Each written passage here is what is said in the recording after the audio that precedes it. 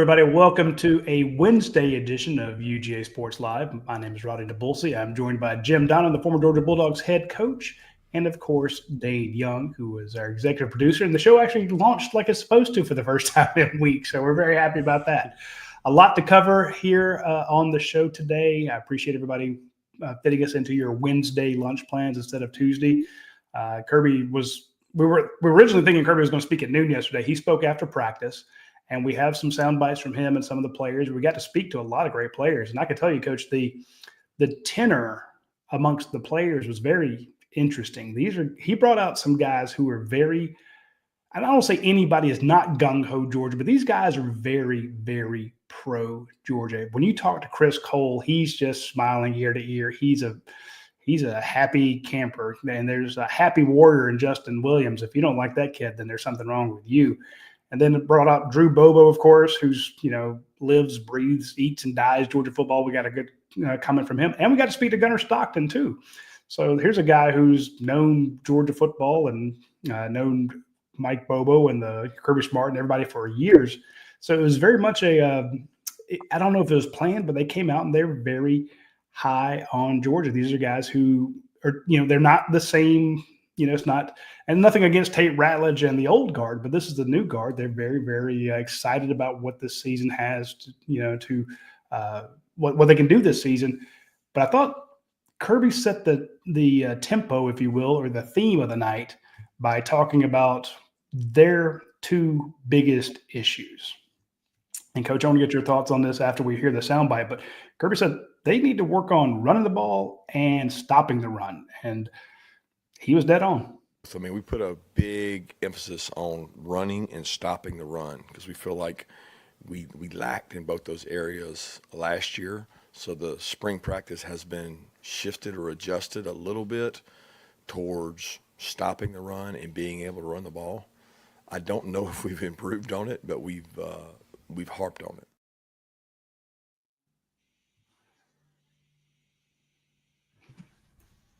Give me your thoughts, Coach. Yeah, one of the biggest things about all spring practices, wherever you're coaching, whatever level, is what won for you last year and what got you beat. And the first thing that you do in analyzing your squad is your personnel and why it happened and what you can do to function better, and also who you're going to have, jumping in the roles of the guys you lose. So it's a combination of replacing personnel and then looking at what to emphasize. And you can show the players on tape exactly what happened and why it happened. Some of it was, getting out leveraged or, missing a block or whatever it might be. But just the overall tenor of the atmosphere is to rectify situational things that got you beat and work on the things that that won for you and try to make those better if you lose some players at that position. So all of us that watch the show or, watch Georgia football know about the lack of productivity running the ball. But certainly the fact that Kirby brought out something that I issued throughout the year was we couldn't get off the field on defense because so many people making second, third down on us and keeping the ball away from us, sometimes throwing it, sometimes running it. So I think it's good that that emphasis is there. It doesn't take a rocket scientist to figure that out, but Kirby always has a good feeling about what needs to be done. And I think he was talking about a little change in emphasis from the standpoint of usually your spring practice is just to implement your systems, evaluate talent, get everybody ready for the summer and the fall camp. But in this case, that extra emphasis, and I've done it before on teams that had situations that we felt like we needed to work really hard on, and you only got 15 practices. So, you can justify changing some practice time to do more of that.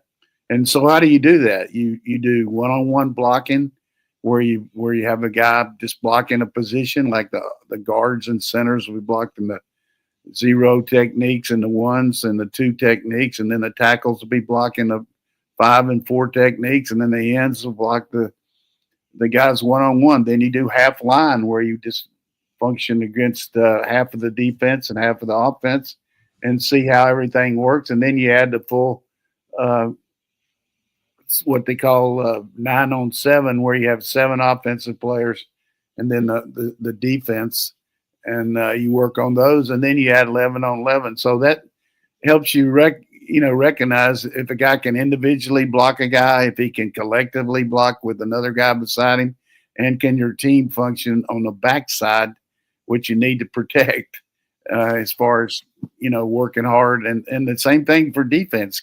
Can you take on blocks? Can you get off blocks? Can you get to the point of attack? And can you make the tackle?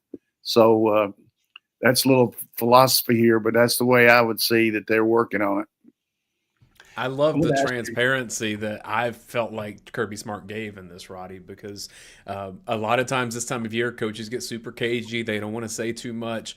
Like, Kirby's being honest with what Georgia's working on right now. And typically in news conferences at his time at Georgia, I think this has been the case. He's not going to call out players individually very often. It's happened before, but it's super rare. That's not good for him. It's not good for his program. It's not good for behind the scenes. But if you listen to what he's saying, some of it is like overcoming the injuries they had last year. When you lose both the Robinsons, when you have Tate Ratledge and Jared Wilson and Ernest Green all miss time, like, you have to have more depth at all of these positions. When you're talking about these young tight ends that are trying to make their name at Georgia, these freshmen, like, they need to be able to block too. And so that's some of what's happening here on establish the run and then stop the run. But the other thing beyond those two, he keeps talking about, I need to find players that are passionate about this game, that want to get better, that have that competitive fire, which tells me that that was lacking last year. And so you look at some of the team leaders last year, not all of them. We know Jalen Walker, but, I think at quarterback specifically, that was something that was lacking at Georgia last year. Kirby's not going to say that publicly, but I think he's all but said that. Well, you make some really good points there, and I agree with everything except just because he's looking for guys this year that are passionate doesn't mean that we didn't have it last year. There was a lot of reasons, you can go over what happened to us. But I think the fact that we are so young from the standpoint of guys that have been around here, that you kind of have to reestablish that credential in your team, and the fact that you just can't associate winning just because you got the Georgia jersey on. You got to be able to establish that, and the only way to do that is through competitive practices and all that. But, I know for a fact that our team, our coaches, our staff, everybody involved in the program has moved on from last year. There's not much else you can do. I mean, we've harped on it, but what they have done is try to build this team based on what its needs are and what its strengths are and all that.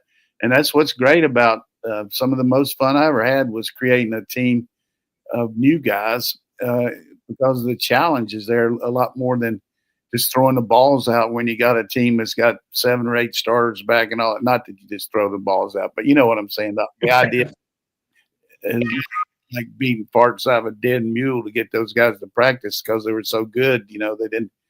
They knew they could do it, and they did it. I'm just talking about at Oklahoma and Marshall where we, dominated so much. But I think the real thing for our team, though, is establish its own identity. It's good to see these young guys meet the press and the way they handle it. And, for some of these guys, it's the first time they've ever been in front of a assembled media group. And Dayne works with young people all the time and his role over there at the Grady School of teaching these guys how to interview people and all. But I think Kirby works hard with our players and teaches them how to, deal with the idea that they're going to be in front of a microphone or be asked questions. So I thought they did a good job, and we'll get to see these guys that you've cut up, what they had to say. There was definitely a switch last week when you saw we got 7 players. You're right, Coach. They were not talking about last year. We asked about last year because it was one of the first times we got to talk to some of these guys since the end of the season. They have flushed that season. They've moved on. The guys that we spoke to are like, I didn't win a title when I was here before, or I wasn't playing when they won those 2 titles. This is a new, hungrier group. Last night, we got to see the guys with that fire that Kirby's looking for. He actually said, I'm asking players after practice, who did you go against today that had that fire and brimstone in them? Tell me who showed out today that you went against. And he's quizzing his players on, who's the top dog, who has that leadership, who has that fight in them. A bunch of those players got put in front of us yesterday, and Justin Williams ain't won nothing. Chris Cole ain't won nothing. The only guy who's kind of been around since all that is Gunnar Stockton, and he ain't played that much. So it was interesting to talk to Gunnar. I've told people I love him as a quarterback, but he's not a great interview. And he kind of proved that last night, but he's very young. But it's his 4th time here. So let's hear what Kirby had to say about Gunnar. Yeah, it helps. I mean, he understands what we're trying to do. He's been through it. I mean, I think about if we had all Gunners at every position, they understand the volume of reps, what we're trying to do. He knows the offense inside and out. And then I get frustrated and impatient when other guys don't know it like him, and you have to kind of slow yourself down and say, wait a second, this guy's going through, and I don't know if it's his 3rd or 4th. I'm assuming you're probably right. It may be his 4th. These other guys, they're in their 2nd, their 1st. I mean, it's a youthful team, and it shows itself in a lot of ways. I mean, when I hear Kirby say, I wish I had Gunners at every position. I mean, come on. Yeah. Coach, this is a guy who Kirby points out that he's been here 3 or 4 springs, but he still hadn't played a whole lot of ball. Then everybody around him are young, very, very young guys.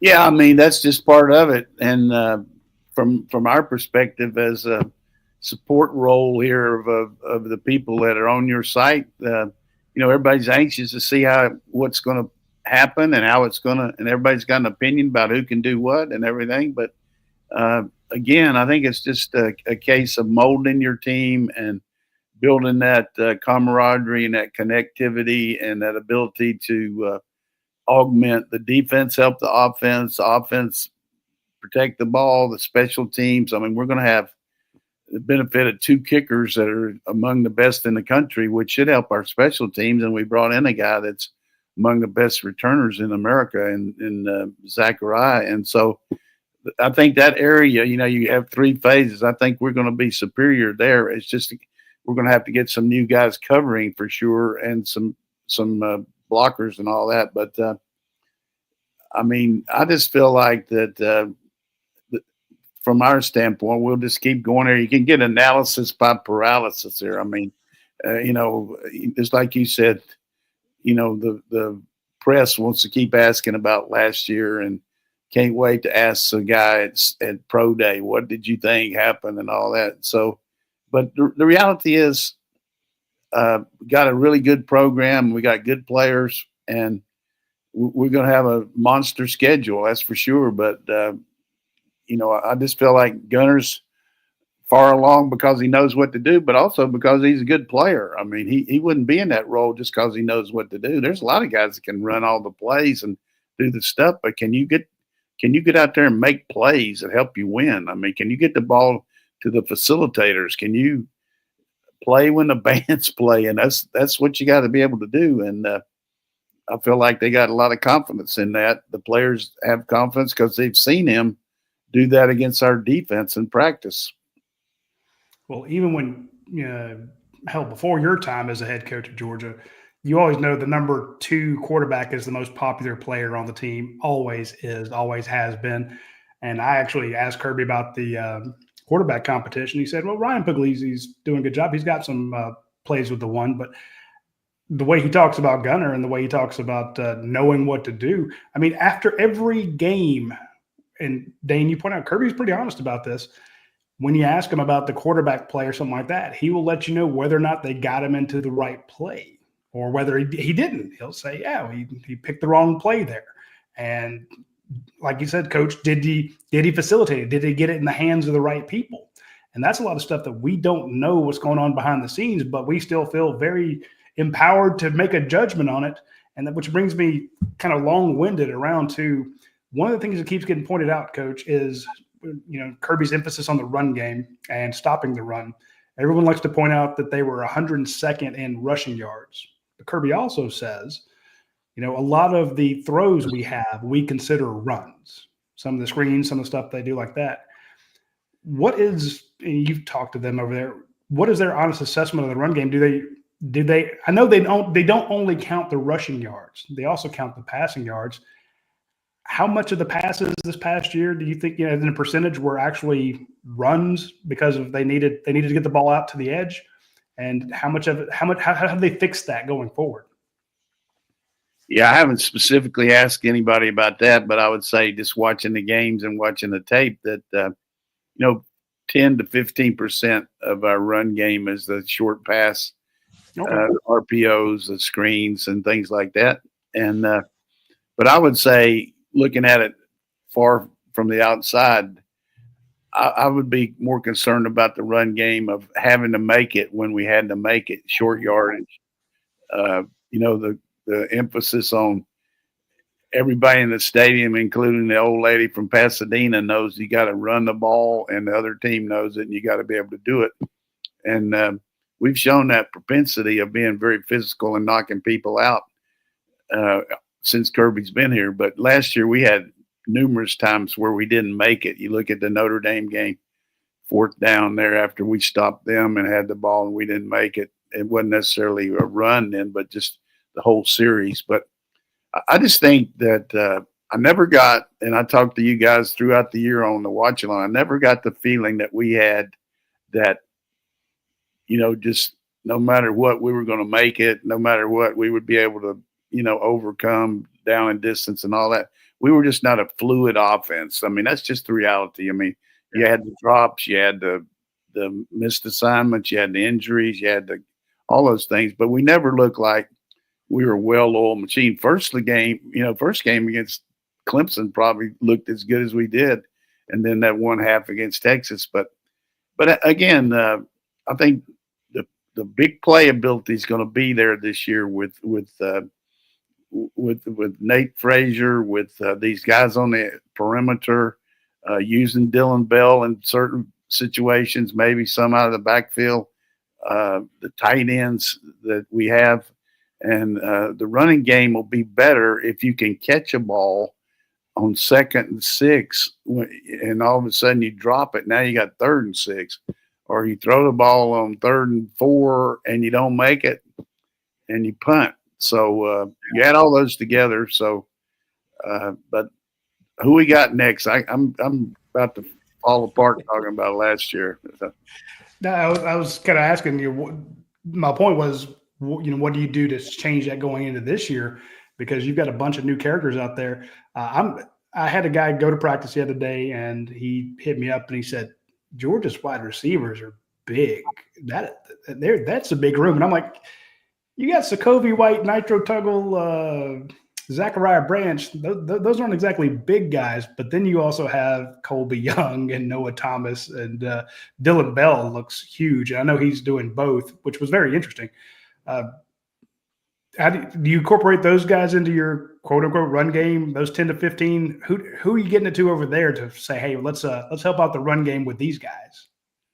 Yeah, I mean, they're going to help the run game on the perimeter blocking too. There's another area that we let down on. We missed a lot of perimeter blocks that were critical to making first downs. And great point. You look at the one against Notre Dame where we had the fumble on the edge there when Evans missed the guy. But the reality is that size will help us in the red zone. Both Colby Young and the kid from Texas A&M, Thomas, give you such a target to throw the ball on a fade or a fade out or a slant just because of their body. I mean, you look at Evans for the plays for the Tampa Bay Bucks. I mean, he's just such a big-time guy inside the 20. And he's probably a Hall of Famer at this point in his career. I mean, he's already had, I would say, 11, 12 years have really been great. But anyhow, I like our personnel. I like our personnel on defense. I think safety's got to be something that's going to have to, even though we brought 3 transfers in, they got to learn how to do what we do, how we do it. And everybody, watches this or listens, hey, what do you do? Everybody's got the same problems teaching your offense and your defense. That's for sure. So we don't have we're not the only people who have that issue. But the difference in now and the old days, I remember when we were playing just basic football, when they were just putting in the split back veer. Yeomans at Houston was running the split back veer. He had two formations. He had a pro set, wide receiver, tight end, split in, and then he had a slot, a wide slot. When the ball was on the hash, you put the ball tight into the boundary, slot to the field. And the defense would make a two call. They would call one if it's pro defense, pro set, one if it's a slot. And that was it. That's all you had to worry about. Play the, but you had to stop it or you had to make the plays. But you had, basically two formations that you had to defend. Now you got this myriad of stuff that everybody does, and the way they line up people and they, shift and motion, and there's kids come in there knowing how to do all that. And then the defense has so many coverages and checks that if they do this, we're going to do this. You can't imagine. It's like somebody that never has cooked, and they see a recipe and it tells you all these things that you got to do to put this beautiful lasagna together or whatever. It's the same thing on defense. If the ball's on the hash and the slot releases to the inside, you're going to play this. If the slot releases outside, you're going to play this. If the quarterback opens front side, then you're going to open this way. If the quarterback does it. So it's so many things. Football is gone just kind of like the evolution of the computer. Yeah. I mean, you used to have just basic computer. Now you got all these ways to do it. Football now is complicated because if you don't have a way to make the offense think that you're doing one thing and then do another, it's hard to stop them. And offensively, you better be able to counteract that. So that's a kind of a long answer, but it is complicated. It is a lot more things involved in a play sheet than what we used to have. Hey, 1st and 10, second. Now you have, hey, if they go nickel on first down, we're going to this. If they go dime, and we're going to go this. If all those things, and you only got 70 plays, and you got to practice against all that stuff. I mean, it's a very complicated game. And you think Georgia's most dynamic playmakers in the last 4 or 5 years on offense, Vlad McConkey, Brock Bowers, they could do all of it. Roddy, you say, how do those guys, potential receivers, help in the run game? Bowers and McConkey took sweeps to the house. Like that was, it felt common at the time. And in the NFL, they're doing the same stuff. It's just hard to find guys that are that dynamic that can do everything. Yeah, misdirection is a critical part of any element of any offense. I think if you just go without much misdirection, the defense is going to react and catch you from the blind side and catch you from the weak side and put the safety in the alley. So I love misdirection. I love the counter. I love the jet sweeps. I love the reverses, not just because you're tricking them, it's just because you're making them stay at home. And I think that's part of any concept, is to have a really good ability to go misdirection. I was watching one of those kind of plays of the day that Dan Casey puts out, and it was a GT counter to the field side, and with the jet sweep going that way, all the defense starts looking because they see everybody going that way, and they run an option into the boundary with two quarterbacks. It goes for a touchdown. I'm like, who the hell saw that coming? I mean, you got to work on run support. I remember when the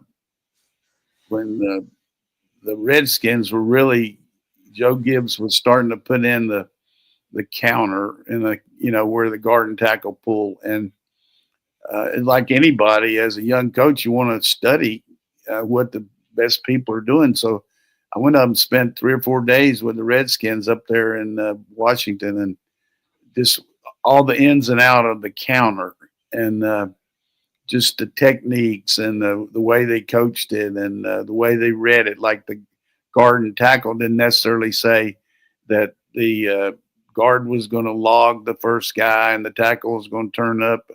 And, they started changing it some because people started trying to penetrate, and the guard would let a guy go and the tackle would hit the penetrator, and the guard would go on outside because the penetrator was in there so quick.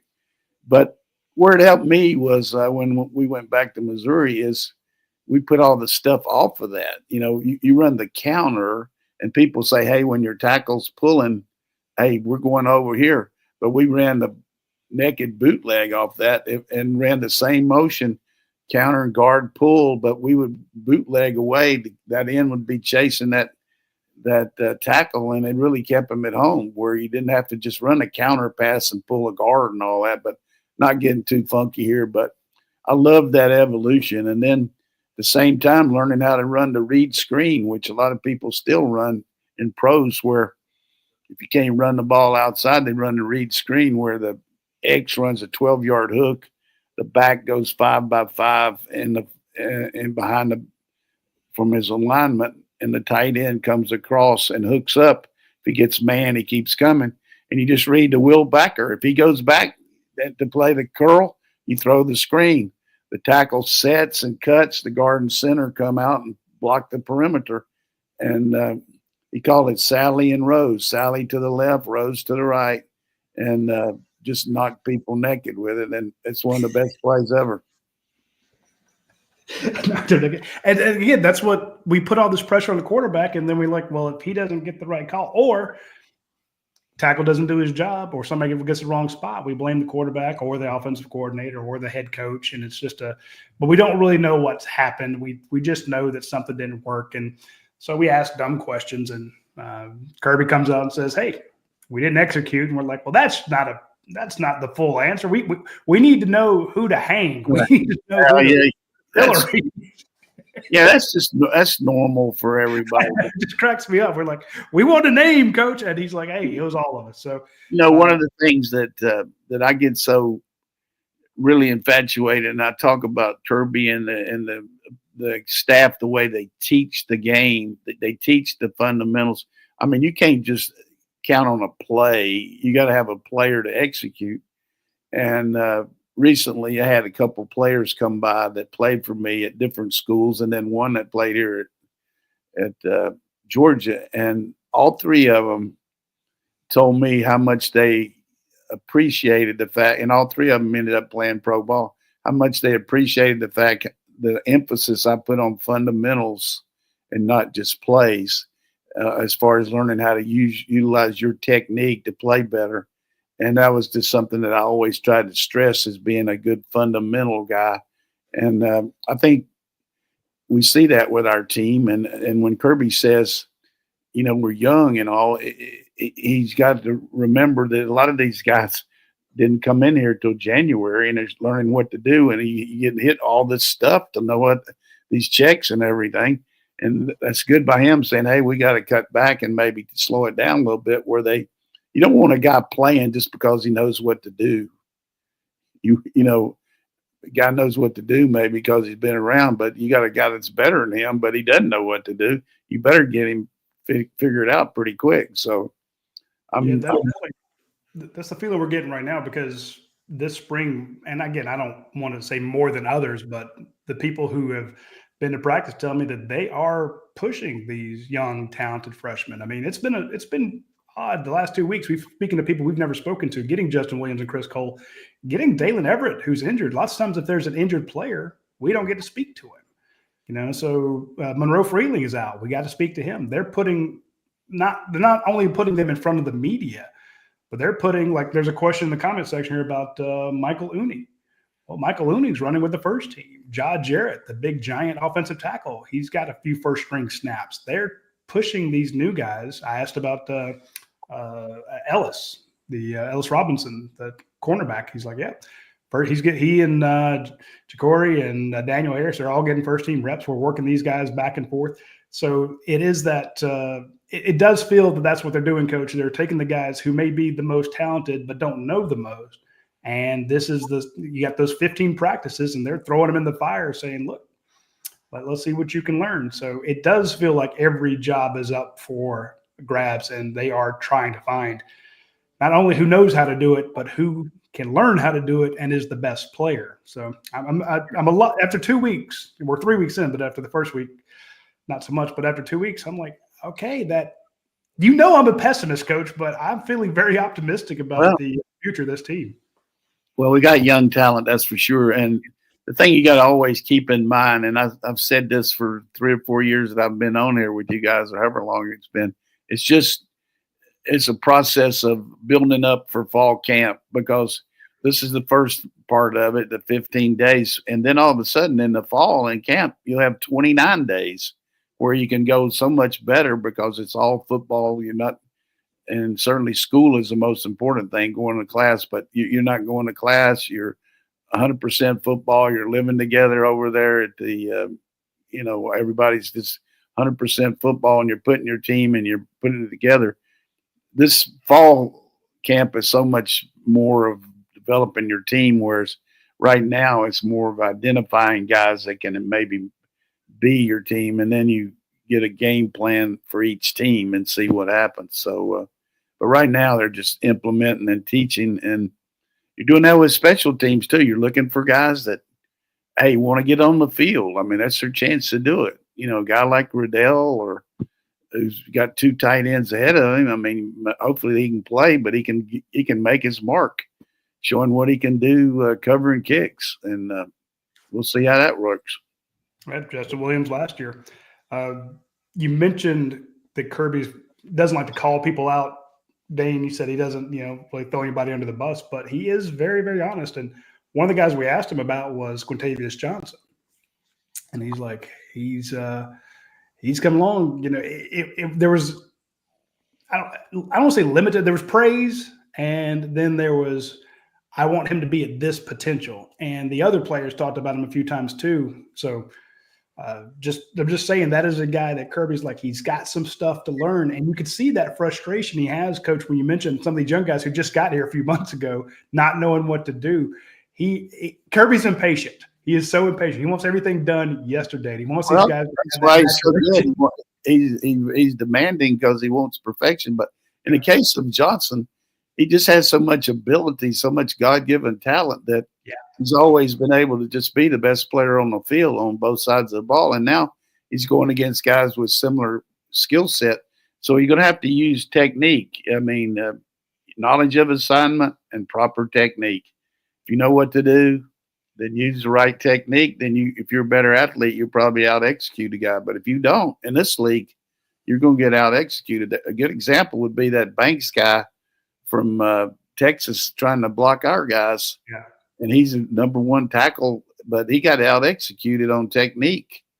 These guys, similar athlete, you can get by against a, Willie off the pickle boat rusher, but all of a sudden you got Michael or Jalen Walker coming in there with the right technique. You better use some technique. Yeah, we got some comments about Jalen Walker and Smile Munden. Justin Williams spoke about them, but we're going to hold that till after. We're going to take a quick break here. I want to mention our friends first at Athens Ford. They have a collision center, and I've known this, but I did not realize how extensive it was. So I feel kind of like a moron for not mentioning it earlier, but they have if you have, anything happens to your car, you need your bumper repaired, glass fixed, collision repair. And it doesn't matter. It's not just a Ford. They can do, Mercedes, Kia, Hyundai, Nissan, Dodge, Rivian, Chrysler, Jeep, GM, anybody. And they can do anything you want on it. They can do the, paint, scratches, body work, the whole 9 yards, especially if you have a commercial van. That is, that's your livelihood. Well, take it by Athens Collision. It's part of Athens Ford, and they will fix it up for you. They will pick it up, drop it off. You don't have to drive it up there, especially if it's been messed up. So check out our friends at Athens Collision, part of Athens Ford. You will be very glad you did so. I also want to mention the guys over at myperfectfranchise.net, Andy Ludecki. He is a fantastic consultant, analyst, whatever you want to call him, potentate of the franchise world. He will guide you through all the different franchises that are out there based on your desires, your needs, what you're looking to do. Reach out to him, text him, email him, smoke signals, whatever you want to do. This is a guy who will do it. And it's got no charge. And he's been through the process himself. He has a bunch of different franchises. And you can do the same thing he did, or you can do something like a lot of our other members at UGASports have done. Roof companies, window companies, restaurants, the whole 9 yards. There's whatever you want to do. There's thousands upon thousands of different options out there. So if you want to start making money for you and not for somebody else, reach out to myperfectfranchise.net.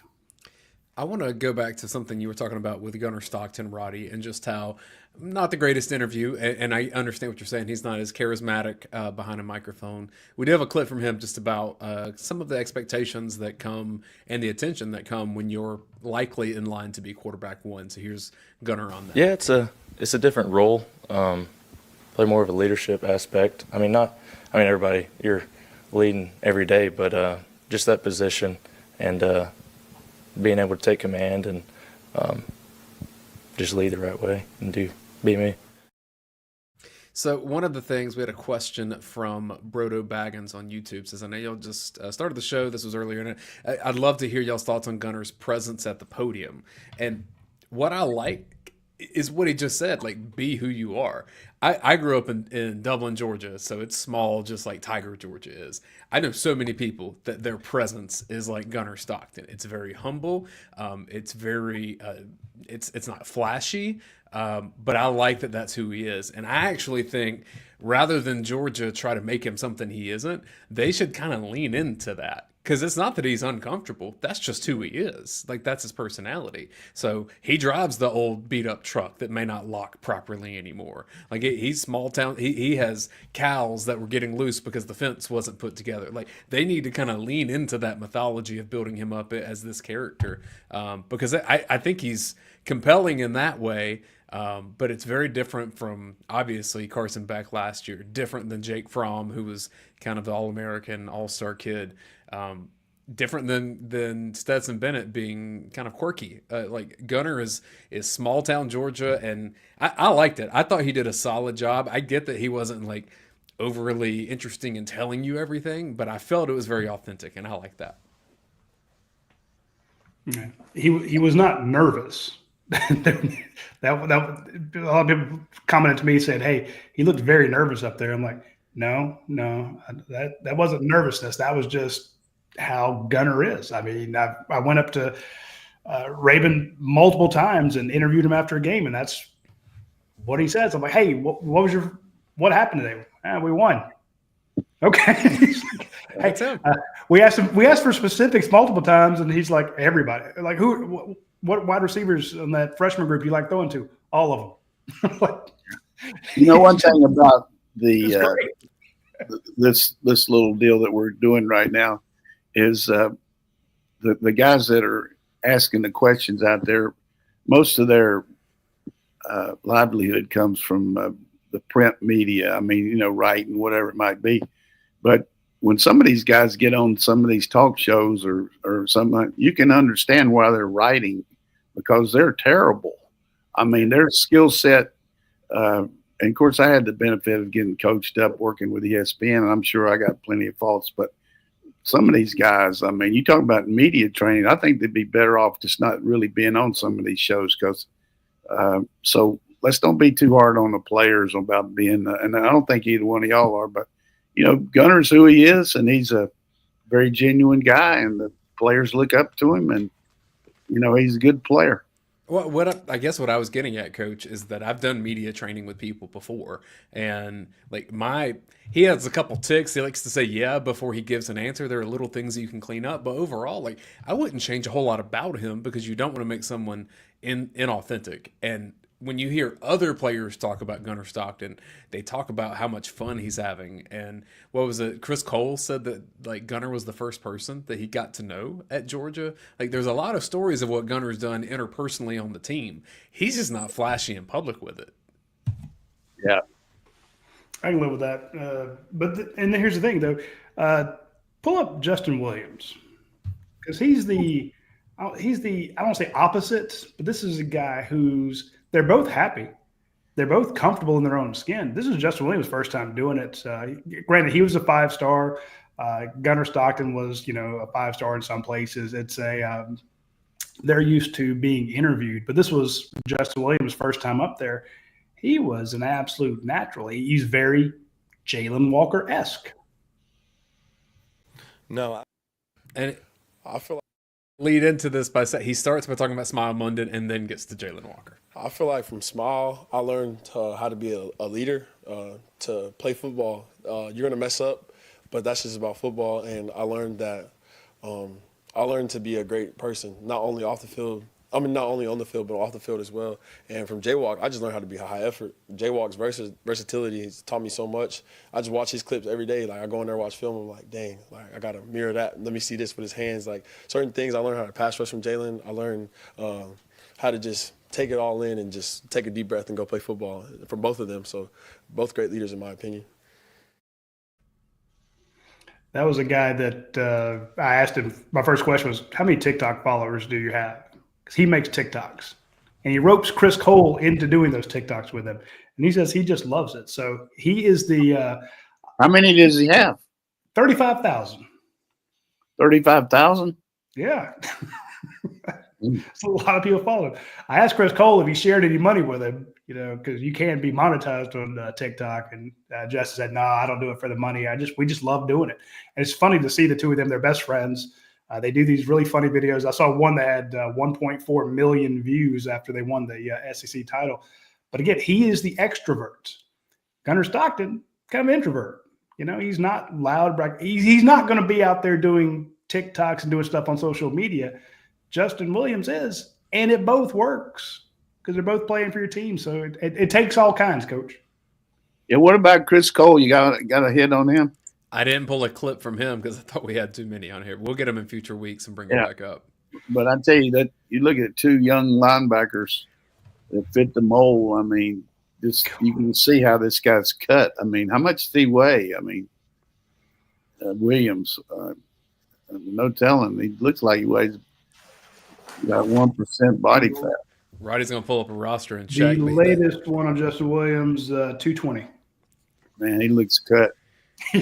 But, you got good players there at that position. So we got some questions, or what we got? Well, what's striking to me, Coach, is just how he talks about Jalen Walker and the things he learned from him. And I remember Jalen Walker saying a lot of the same things about what he learned from Nolan Smith. So a lot of these traits really do get passed down within the program when people have similar personalities.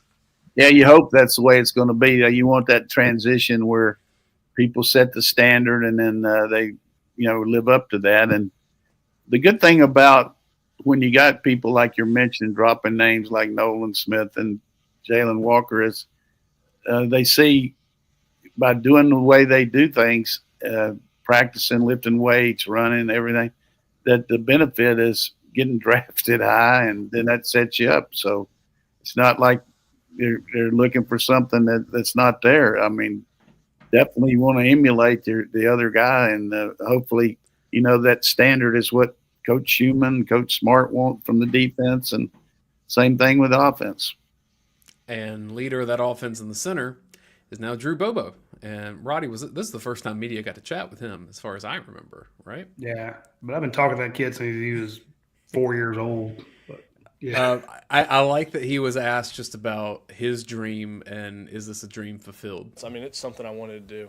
My whole life was play for my dad and play at Georgia, and I appreciate that I get to do that now. And that's why I think that I put so much effort and time into this, just because that's something I've wanted to do my whole life and something that I want to happen. Yeah, I mean that's very impressionistic. Just the fact that he's telling you, but just a little background here. Mike moved around a little bit after he stopped being the head coach. He was at South Carolina, and then he went to Auburn. And Drew actually committed to Auburn thinking that Mike was going to be there because he wanted to play for his dad. But I never will forget that Mike was sending Drew around to some camps and getting evaluated. And Doug Marrone, who played at Georgia, coached for me and coached the head coach Boston at Syracuse and was the head coach Buffalo and Jaguars, was Alabama offensive line coach. And he sent Drew over there to the Alabama camp. And so Mike asked me, he said, hey, ask Marrone what he thought. Of course, Marrone would have told Mike too, but he felt like Marrone might tell me something different. And Marrone said, look, I'd take this guy any place I ever coached. He said, he got good feet. He's got a lot of potential. I just feel like, forget about who his dad is. This guy's a player, and he'll play in SEC. Now, to me, that was when the guy was in 11th grade, and you can't make that stuff up. And I told Mike that. Mike said, well, I feel like he's got a lot of potential. He's got to get stronger, but he's really athletic. He played basketball, in high school. He did really well. And as soon as he got here, one of the first things Mike wanted to do is get him here that first semester, even though he had to have surgery on his shoulder. But he wanted to get him here and get him in January just so he could see what it's going to take to be a player here. And that transition was really good for Drew, in the fact that he wasn't just thrown to the wolves and had to play with a hurt shoulder and all. And well, I'm telling you, from the scout team on the last couple of years, and then filling in when we lost Jared there for a little bit. I mean, this guy's got good feet. I mean, for him to be the starting center in Georgia with the demands we got, they're not putting those guys out there unless they're capable of. So there's a good little backstory on Drew Bobo for you.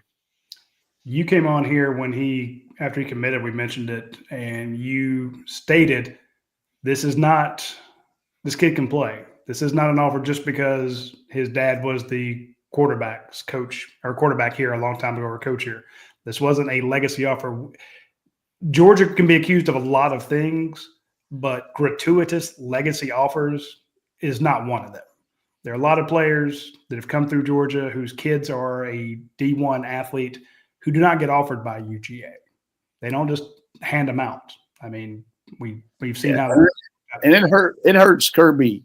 Yeah, it hurts Kirby to tell a guy that he played with or a guy that played before him or that, hey, we just got some guys that we're looking at a little better than your son, but, he levels with them, but he's not going to do that. Kendrell Bell's son just last year signed with Arkansas. I thought he was a heck of a player, but, he just wasn't quite what, we had some other guys at that position, but, and you just see him, Robert Brannon, the guy played tight end for me. He's got a son up there in Charlotte's a senior coming up that everybody's looking at, and, year in, year out. So there's, for everybody you hear about us taking, there's a lot of them we don't. So he's not going to sign a guy unless he can play in his mind. That's really pretty much been documented when you look at some of the guys we've turned down.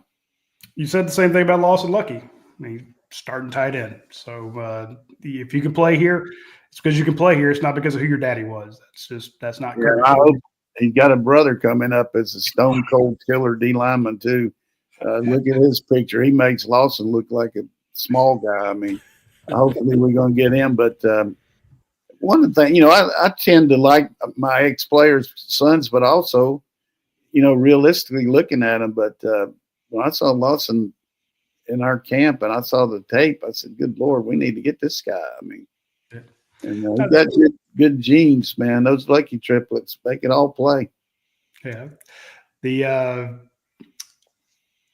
restraint that Drew Bobo had, because I asked him, or somebody asked him, hey, what about the criticism of your dad? He's like, I don't pay any attention to it. And I said, look, when you signed at Georgia, a lot of people thought it was like a pity offer, a legacy deal. Do you ever have the feeling of just want to say neener or screw you or I told you I was okay? And he's like, nah. I mean, he's legitimate. Me, I'd have been like, I told you, but Drew's much more refined. And I think there's a lot to be said. Forget about the fact that his dad played here all, but I think it's a lot to be said about the Georgia kid that grows up wanting to play for Georgia. That means a lot to be part of the G. You know what I'm saying? And I'm not being hokey there, but I used to use that hard in recruiting here because if you just think about, all the people in the state, majority of them hopefully want to be Bulldogs, and that's good. And you want to use that. And you don't have to tell a guy that wanted to be here his whole career when he first starts out what it means to be a player at Georgia, because he, that's what his lifelong goal was. So I like the fact that Drew was stepped up and said that, right there in public, hey, I've always wanted to be a Bulldog. And even though he wanted to, and Kirby offered him when he was at Auburn too, it looked like he was going to go to Auburn. So that in effect shows you the same respect that Kirby had for him, that he thought he could, play here, even though his dad was going to be coaching at Auburn. Yeah. Let's finish the show with questions here in the last 10 minutes from Go Well, Dogs. before we do that, I want to get to – we do have some questions. We'll go through them quick. I do want to mention we asked Kirby about there was the driving issues. There's a lot of those that popped up again last week. We broke the news on a couple of them. Worst part of the job is telling everybody, hey, guess what happened? And mention something like that. And a lot of people, as we mentioned earlier about after a loss, everybody wants to know who to blame. Everybody wants to know who to blame in this situation. And so, some people say Kirby doesn't take it seriously, which we know is not true. He mentioned two things last night that kind of blew my mind. One is that he's had Josh Brooks speak to every player on the team, which is mind-blowing for good job on you, Josh Brooks. He also mentioned that some of these guys they show up at Georgia. They don't have a driver's license. They get to Georgia and then they get their license and they put them through defensive driving courses and they lecture them and they teach them and they do everything they can, and they're still going to get in trouble. And I'm like, the fact that it continues happening, Kirby, you ever thought about an ultimatum? You ever thought about just saying, look, the next one of you SOBs that does something like this, I'm going to kick your butt off the team. I don't care if it's a first offense, because that's what people kind of want. And we asked Kirby about it, and here's what he had to say. No, I don't believe in ultimatums when it comes to that. I really don't think that's a recipe for the problem. I don't think that solves anything. We'll continue to look at each one of these on a case-by-case basis, and there's things that surround each one of these outside of just the immediate reaction is, how in the world can this happen again? And I get that, but each one in a case-by-case basis, you have to look at it if these are your children, because that's the way I look at it. And I look at what I would do with my children, and there's 18 to 19 to 20-year-olds. They make mistakes, and the consequences that come with those are based on a case-by-case basis. And that's really what these two right now are doing. Thoughts, Coach? Yeah, you have no idea. I have privy of talking to Kirby some maybe that, really it's a tough deal because they've really worked hard on. I don't know what else they can do.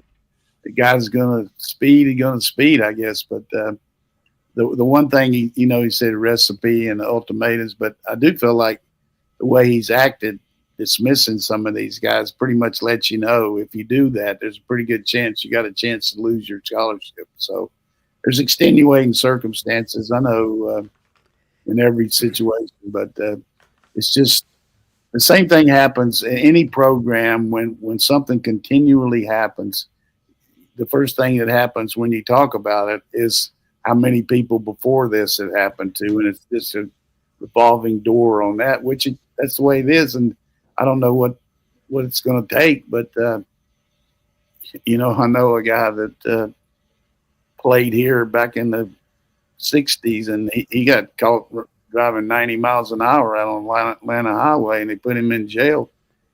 And he went before this judge on Monday, and the judge asked him if they were going to beat Auburn that week. He said, yeah, and he said, okay, $18, but I'm not making No, it's just times change. Yeah. But I'm just saying that over the years, you've got to understand you can't do this. You got to make good decisions. But it's happened over the years to a lot of people. The only delineation that I want drawn, and I'm assuming they've done this internally because they're way more involved with it when this happens, is the difference between traffic citation, speeding, lead foot, whatever you want to call it, and street racing. And the street racing part is what I have a real tough time. It's just someone that lives here with a family. But that's the point. That's what Kirby said is like, we got to take these case by case. Street racing, you're out. Hey, lead foot, you're not. And people are not going to get that nuance. They want a across-the-board hatchet. So anyway, let's get on to some of the questions. We have some good comments, good questions in the comment section, Dane, if you bring them up. I'm going to start with some from the Vin at UGASports.com from GoDogs1371. Coach, I'd love to hear how you dealt with high school coaches and if you think their importance have been minimized somewhat by this NIL era. Are coaches still, high school coaches and those relationships, are those still as meaningful as they once were? Yeah, they're the lifeblood of your program from the standpoint of they're developing guys that hopefully that you can get in here and be part of your team. And you want to have easy access for them to be able to come to clinics, feel good about when you go into their schools that they'll give you every chance to be, recruit their players. So I think you got to treat them with dignity and respect, and you got to let them know that there's an open door policy here, and they're going to, if they're sold on you, then they can sell their players to you. So, but I just believe that the high school coach and the good high school teacher and junior high teacher are just hard to come by now. I mean, you just think of all the problems that so many kids have growing up to deal with, whether it be drugs or whatever it might be. And these guys really mean a lot to developing the kids in those high schools and junior highs, and the good coaches hard to come by. Speaking of, Georgia adds 2 new coaches to its staff, former Jaguars offensive line coach, and then John Lilly, who's been around here before as a tight ends coach.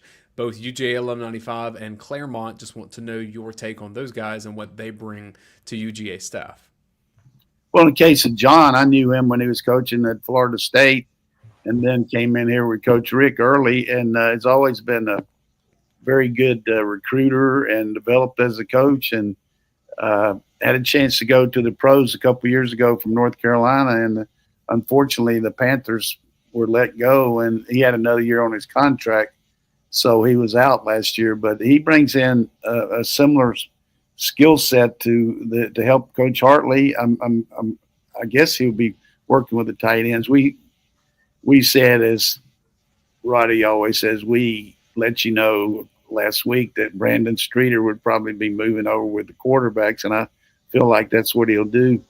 And then as far as the O-line guy, I don't really know a lot about him, but usually speaking, when you get a pro coach like that, he probably has another year on his contract, he wants to stay involved with the team, and he brings in another skill set of helping you with pass pro and technique and all that to help Coach Searles and the offensive line. He's been around the league, coached with the Vikings, and also with has got a good background. So I'm sure he'll come in, and it's just gotten to the point now with the fact that these analysts can now help on the field. Yes. That you're maybe bringing in. Back in the old days, we were seeing 15, 16 coaches on the staff, and then they cut back to 10, from a financial standpoint. That's why they went to 10, and then said that you could have graduate assistants. But now they're saying everybody can coach. And so it's to your advantage if you got the money to have an assistant tight end coach, assistant O-line coach, assistant quarterback coach, another guy with a secondary, another linebacker coach, a nickels coach. That you got 7 or 8 extra coaches that are really like the fact that not only are they associated with Georgia, but they're coaching on the field with some responsibility, and you're generating a kind of system within the system to have somebody in place if somebody leaves. So very smart by Kirby. A couple offensive line questions we're going to bundle. San Diego Dog just wants to know if you think the offensive line will be better next year. And Henry in YouTube chat says, is it uni time with Calhoun going down? Does Ernest Green take any guard snaps? Juan Gaston, throw us old offensive line fans a bone. Yeah, I don't know that you can make comparisons yet until, you put it all together, but it's going to be a composite of tight ends blocking, backs running the right cuts on the runs, getting the right plays call, all that developing. But I know the emphasis being put on it that you feel like they will be better at that. And then you add, we talked about Gaston last week. It's really a guy that's got everybody's attention, and he's taking advantage of that. Some injuries, like the Freeling, and now all of a sudden Calhoun's out. But I don't know who's going to move in and all like that. That's hard to say. But I do know we have the bodies and the physical prowess to step in and be really good. Now, as far as the big basketball player, Jay, everybody gets all jacked up about him, but it is a different deal of having to bend your knees and get down and block and all that as compared to guys that are 6'5" or so. He's 6'9". I think he's still got some areas he's got a long way to go to be a starter here, but he's definitely athletic, and we'll see what happens. Give me guys like Ernest Green and Micah Morris, who are essentially in contract years. They got to show out this year. They want to make. I think first of all, from Ernest, I felt like last year, we had said going into the season that he was a better run blocker than say maybe the guy that went Jones that went to Pittsburgh. But he had to keep working on his pass pro, and then he got his shoulder hurt and all that. But like you say, everything that happens this year is going to help you. You look at Jared Walker. I mean, the center, Jared, what's his last name? Wilson. Who would ever thought that he would come out this year?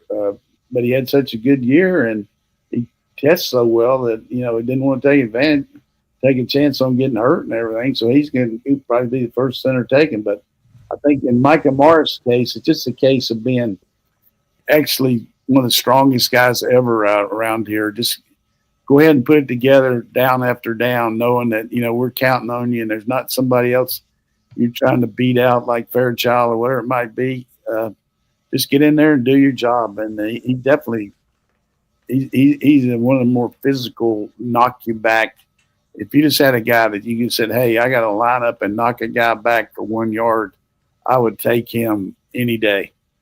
Well, and prisoners of the moment may be a little down on Monroe Freeling, too, from the last time we saw him. But he was really good and clutch for Georgia late in the season last year, moving over to left tackle. Monroe Freeling had a heck of a year. He had a couple bad plays against Ole Miss and one bad play against Notre Dame that hurt us as far as everybody's seeing it. But this guy is prototypical footwork, physical, intelligent. He's a pro player. I mean, he's definitely what you want at left tackle. We'll wrap with this one. Go ahead, Radi. No, go ahead. From Eddie from Ackworth, this could be the youngest team that Kirby Smart's had in his tenure at Georgia. What kind of different challenges does coaching a young team present, and can they grow up by that Marshall game? Yeah, you just got to be careful about talking too much about the youth, and because it is what it is. I mean, in your staff meetings, when the guy said, well, when he learns this and all this, hey, that's your job. Teach him. Get him out there. Get him ready. That I don't want to hear that. I mean, but at the same time, you've got to be able to assess that and maybe reel it in, like Kirby's saying, and then look at what how this team bonds together and plays as a unit. So I think, like I said, it is what it is. We are young, but we do have talent, and I like talent over experience any day. I love talent. And they're throwing that talent into the fire, and we will see more of that in the coming days. G-Day has been announced for 1 o'clock.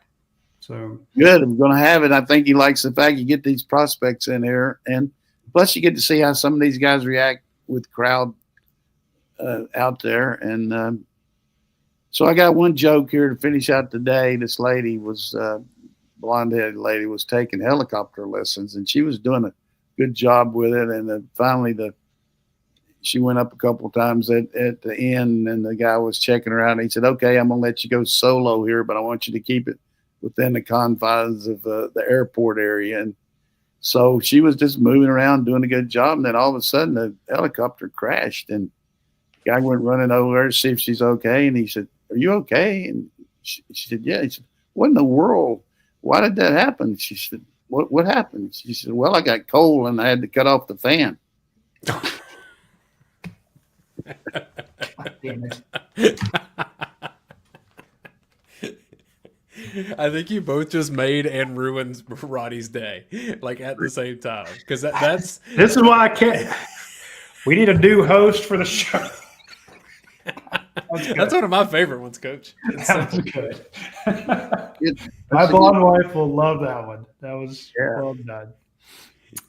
Well done. All right. Well, All right, folks, that's all the time we have for this week's show. We will see y'all probably next Wednesday. And hopefully we'll have some commentary from the scrimmage that's coming this weekend, and maybe we'll have some updates from next Tuesday's press conference. We will see you then. Take care.